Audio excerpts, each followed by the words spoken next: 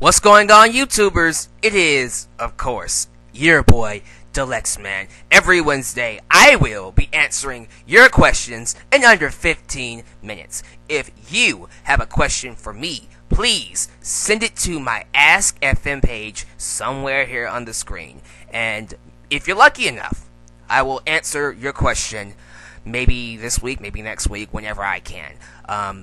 As always, I apologize if I don't get to your question this week. Maybe next week I will, because I'm getting a lot of questions for every single Q&A. I'm getting more and more and more. But yeah, guys, take advantage of this opportunity to allow me to interact with you. So with that said, let's get started with this week's Q&A. I'll ask SummerSlam questions, which is expected because SummerSlam is in 2 weeks. Your thoughts on the World Heavyweight Championship match between Randy Orton and Chris Benoit at SummerSlam 2004. I thought it was a good match, actually. I actually just watched it not too long ago, and very underrated match. I thought it was one of Randy Orton's best. The ending, even now, is still shocking to me because it was so abrupt that he just, oh my god, he just beat Chris Benoit. And the story behind it is, of course, they put the title on Randy Orton so they can say he was the youngest world champion and not Brock Lesnar. And that was the reason they did it. But regardless, really good match. Not mad that Randy Orton beat Chris Benoit. I am upset that the title reign didn't go very long, but still, in my opinion, one of Randy Orton's best matches. And it's a shame that people don't talk about it anymore because, hey, a murderer was a world champion. That never happened, you know, stuff like that. But yeah, which is the better pay-per-view?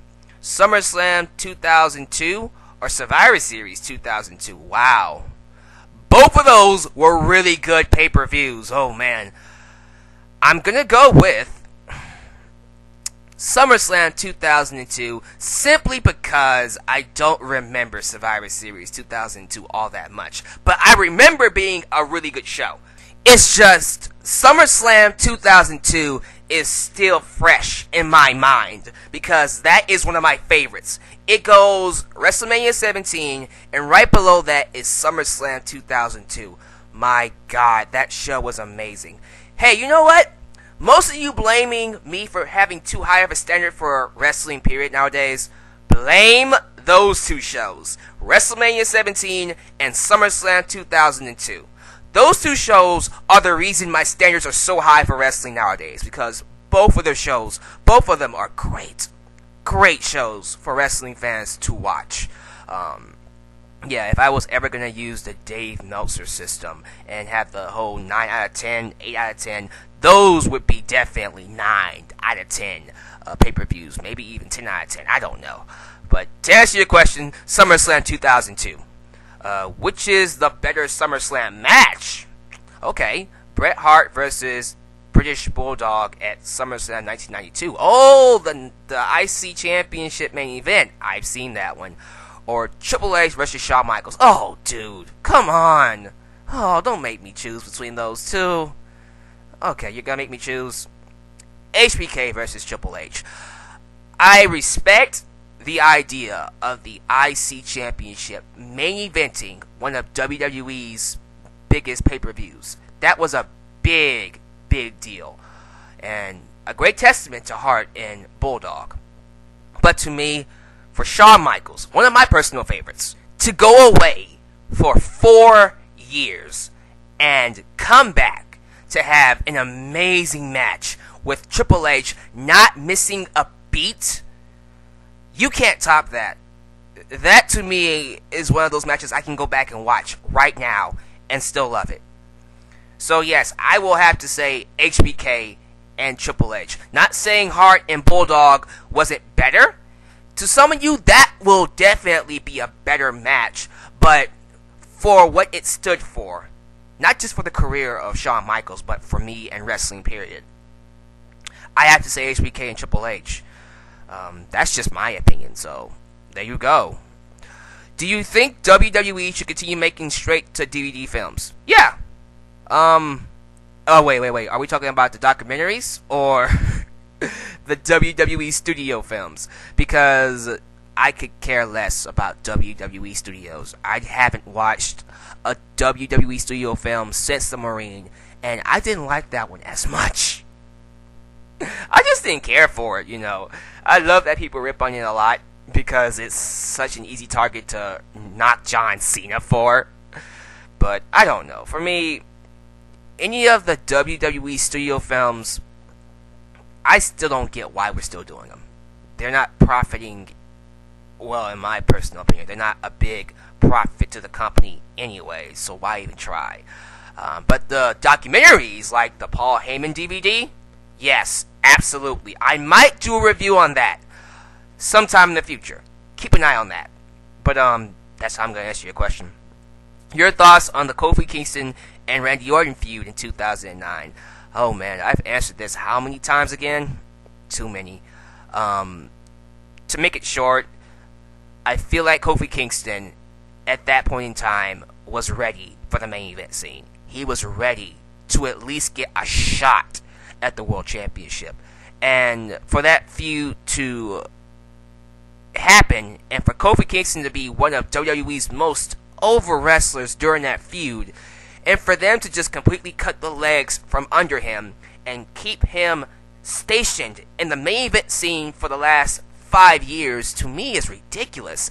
Why Kofi Kingston, the man himself, has not gone up to anybody and asked for another chance or something, I don't get. And I understand that he wants to stay in good terms with the people because WWE has become so corporate now. You pissing off one person in the higher-ups will be the end of your career, which sucks. Still, man, that feud, it's disappointing. It really is, knowing that you had an opportunity to create a new main eventer and you squandered it because Randy Orton was mad at him. Whatever. Clearly, Kofi doesn't care, so neither do I. Moving on. What are your thoughts if Shelton Benjamin ever returned to face Daniel Bryan and Shelton Benjamin was a face and Bryan was a heel? And it was for the World Heavyweight Championship at WrestleMania. I think that would be an amazing match to see, and I would like to see what they would do to hype it up. Because in terms of match quality, it would be one of the best matches that WWE could do. But storyline-wise, not too sure what they could do with that. I would love to see the match, definitely. For WrestleMania, sure, absolutely. Just worried about the storyline going into it. And you know how WWE is. If they can't make a storyline out of it, why even try? Okay, what are your thoughts on the new belt design for WWE? I saw it before doing this recording, and all they really did was just take away, like, you see the championship belt, right? It says WWE and then champion. They just got rid of champion. You know, it's like I said way before they brought it up. As long as it's better than the John Cena championship, I'm fine with it. And quite frankly, the championship nowadays doesn't piss me off. It doesn't have that John Cena stigma like the other belt did, where you knew that eventually John Cena was going to get it back. This one just feels like a championship belt. Even now with the new belt design, it just feels like a championship belt. So, there you go. Your thoughts on the Austin Triple H 3 Stages of Hell match at No Way Out 2001. Ooh. That was a great match, I'll say it like that. Definitely one of my personal favorites to go back and watch to remind myself of how great wrestling used to be. Yeah, that's all I can really say about it. Not much to say about matches like that, but yeah. Out of all the storylines that we have so far leading into SummerSlam, which ones are your favorites? I would usually say this for the preview, but right now the top storyline that has me is of course Seth Rollins and Dean Ambrose. I think those two are just killing it, and when you have two characters who actually have something to work off of, actually have a history, not just with the Shield but with MCW as well, they can go for ages and just make great TV. And I think those two have a potential to steal the show at SummerSlam. Do you listen to Jim Ross's podcast? Yes, I do. Actually, he asked me, did I listen to Sting's interview on Jim Ross's podcast? Not yet. I'm going to eventually. I used to watch or listen to Jim Ross's podcast weekly. I stopped doing that because my schedule is getting kind of busy now. But yeah, I will get to that eventually. I know it will be good because it's Jim Ross and Sting. But hopefully I get to it soon. So hold out on me for that one. Here's a really good one. What are your thoughts on Smackdown possibly returning to Thursday nights? Great move. I hate that Smackdown is on Friday. I think that was a terrible idea to put Smackdown on Friday nights. Maybe back then they could get away with it because SmackDown was so popular it warranted the Friday night primetime spot. But nowadays, no, okay, it doesn't. I think Thursday is a great day for wrestling. Friday, Saturday, what was the other day? Maybe Wednesday. Maybe those 3 days. But definitely Friday and Saturday are bad days to have wrestling. Nobody is doing anything involving the TV on Saturdays. Some people are. But for me, Friday and Saturday are bad days for wrestling. I don't feel like doing anything involving wrestling on those days. The best days to have wrestling, to me, is Monday, Tuesday, Thursday, and Sunday. Why Tuesday and Thursday? Because they are in the middle of the week. And it gives fans something to look forward to and something to do on dead days. To me, dead days are Tuesday and Thursday. I usually don't do anything other than work on those days. But after I get off of work, of course, it's just pretty much TV, video games, and nothing to watch. So why not put it on Thursday? Why did they switch it on Fridays for? That was kind of... Guys, what do you usually do on Fridays?